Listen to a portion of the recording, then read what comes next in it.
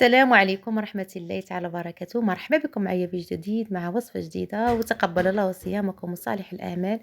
وكنتمنى الفيديو ديالي يلقاكم بخير وعلى خير في صحة جيدة.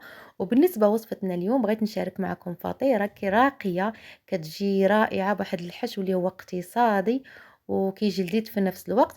وكنتمنى ان الفيديو ينال اعجابكم، واللي دخل قناتي ما تنسونيش في الاشتراك، واللي عجبو الفيديو ما ينسانيش في اللايكات. وشكرا لكم مع المتابعة. بلا ما نطول عليكم، على بركة الله غندوزو المقادير وطريقة التحضير على بركة الله.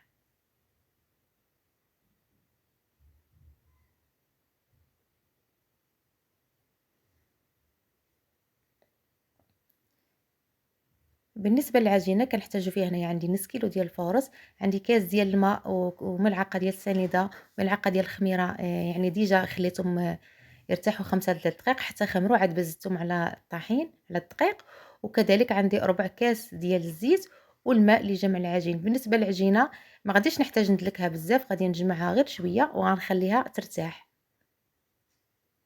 بالنسبة للحشو عندي هنايا الجزر، عندي هنايا الفلفلة الخضراء والحمراء والبصلة، عندي هنا الزيتون مقطع شرائح، صلصة الطماطم، شرائح ديال الفرماج المربع، التوابل وزيت الزيتون. وهنا عندي الكفتة. يعني الحشو دائما يبقى على حسب الرغبة والاختيار. كناخدو ان المقلاة كنوضعو فيها جميع العناصر مع شوية ديال الزيت البلدية وملعقة صغيرة ديال السمن، وكذلك الزيتون والتوابل، شويه سكينجبير، شويه الخرقوم، شويه التحميره، وشويه ديال القرفه، وشويه ديال الملح.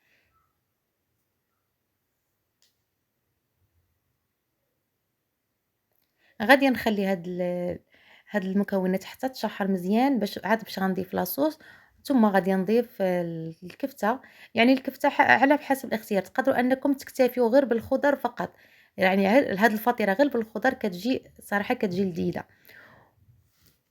ونخليو الحشو يبرد، وغادي ندوزو العجينه من بعد ما ارتاحت وخمرت لينا. غادي نسرحها على شكل المربع.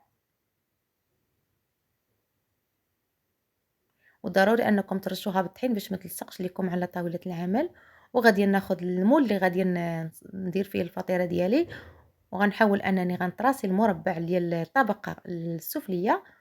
وبالنسبه للمول انا ديجا دهنته بشويه ديال الزبده كما كتلاحظوا معايا. غادي ناخذ الطبقه الاولى غنفرشها في المول، ونحاول نطلع الجوانب غير شويه، وغادي نسرح الحشو. وغادي ناخذ شرائح ديال الفرماج غنسرحها على الحشو.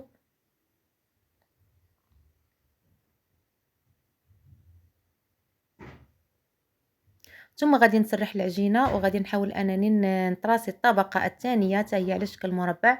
وغادي نغطي بها العجينه من عفوا الحشو من الفوق، ونحاول انني نخشيها من الجوانب. المهم كما كتلاحظوا معايا في لا فيديو.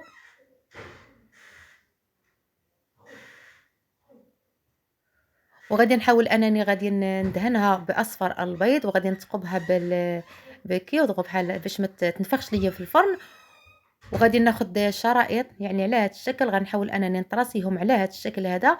تقدروا انكم تراسيوهم على شكل اشرطه، يعني على شكل طولي او على شكل عرضي. انا درت على شكل مائل باش يجيني داك الشكل.